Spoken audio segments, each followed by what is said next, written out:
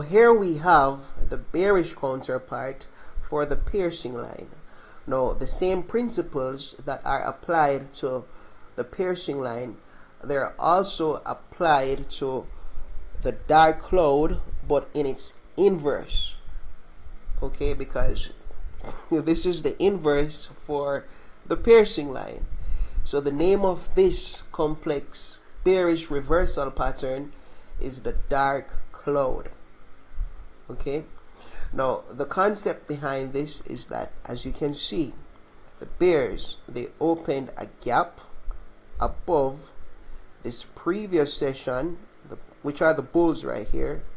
So they opened a gap above the bull candle right here, and they closed below 50%, okay, of the previous session, therefore indicating bearish momentum and signaling that the market is about to fall.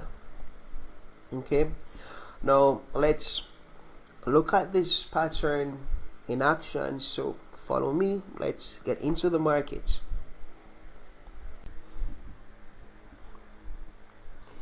Now I'm about to switch things up for you guys, just to give you an idea of how to actually trade. Really, we do need more than just chart patterns to enter a trade. I mean, it's part of the analysis, but it only accounts for 15%. So there's a whole lot that goes into analysis, and this only accounts for 15%. So I'm going to give you an example of how traders in the professional market actually trade.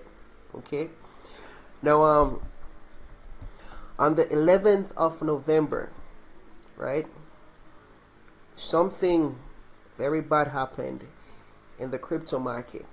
Now events like these, we call them black swans.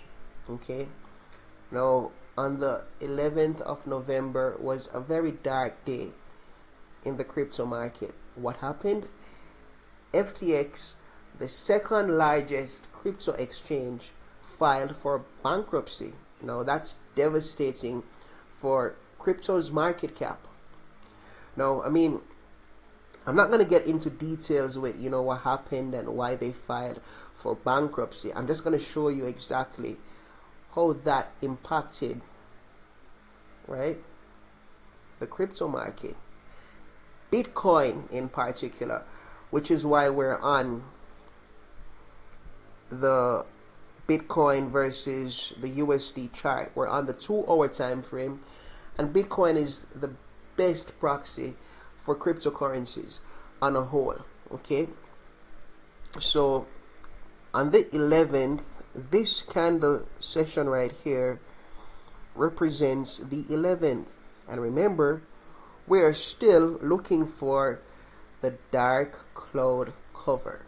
Okay, we're looking for that pattern just the same. And the irony of this trade is that when FTX filed for bankruptcy, right, the pattern that was formed in the market was a dark cloud cover. Now,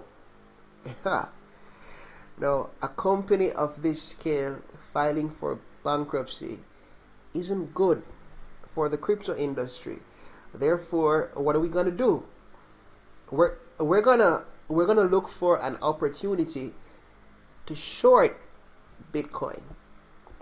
And here is an indicator that the market is about to fall. We have a dark cloud cover here, and it's not the most beautiful dark cloud cover, but as you can see, the bears, they opened a gap. You can see that gap right there. They opened a gap above this bullish session right here, and they closed below 50% of this bullish session, therefore validating our pattern. Okay, we have a dark cloud cover right here, and this also occurred in an area of resistance. Remember, past support becomes future resistance. There's once resistance here, it became support here, and it's acting as resistance right here once more. So how did I get my stop loss this huge? So let me show you another trick.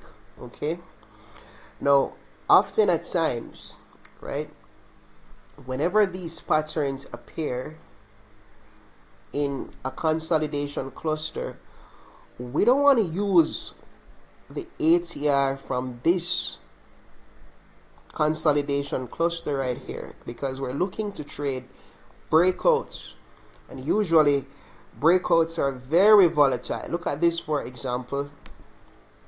You seeing this? That's a whole lot of volatility. Look at the size of these candles.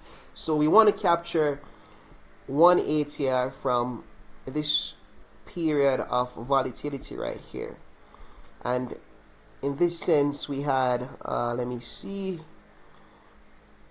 we could have used 520, but I went with 600. I went with above 600 just to be safe, you know, and I established a 1 to 2 right there. So we have our dark cloud cover right here, or short tool, ATR of 604 points. That's what we have, and we established our target right to the previous area of support, which would have been right here.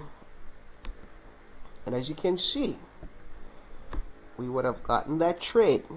Yes, we would have gotten that trade. I mean, me personally, I would have gotten out. I'm not waiting for the market to. I realize with my trades, whenever I set my targets, I don't wait until the targets hit. Okay, if the case is that my trades are like 5% away from the target and I'm way over the amount that I've risked, I'm gonna trail my stop loss. Okay, I'm protecting profits. So I would have gotten out once I realized that, hey, it's taking some time. We're on the 2-hour time frame. It's taking some time for this session right here to break through. Okay, if the case is that this candle, right, if the case is that this candle exceeded the range of this candle, that's another signal to get out, and it would have still been a very good trade. Now, usually what professional traders do, they hold trades long term. So being it that this event in the market is so catastrophic, I mean, a professional trader would have held on to this trade for at least 2 weeks, or maybe even a month. And look at that. It would have definitely they would have definitely gotten everything right there. Okay, so that's how we trade the dark cloud cover. Let's summarize how to trade the dark cloud cover. Okay, we want to ensure that this pattern has been established in an area of resistance. Okay, when we realize that that criteria has been met, we want to establish our stop loss 1 ATR above our pattern, right? And we want to establish our target, right, at the previous area of support. And there you go. And that's how we trade the dark cloud cover.